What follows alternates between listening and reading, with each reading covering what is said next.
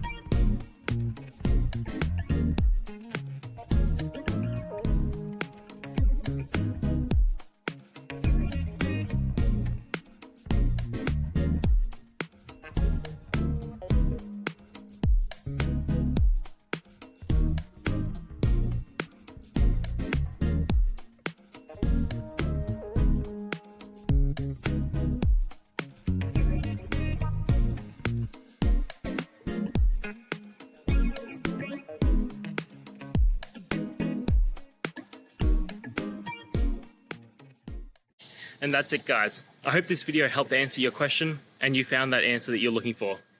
Now, please hit subscribe if it helped. I really appreciate it. And I'll see you next time on another one of these videos. Cheers.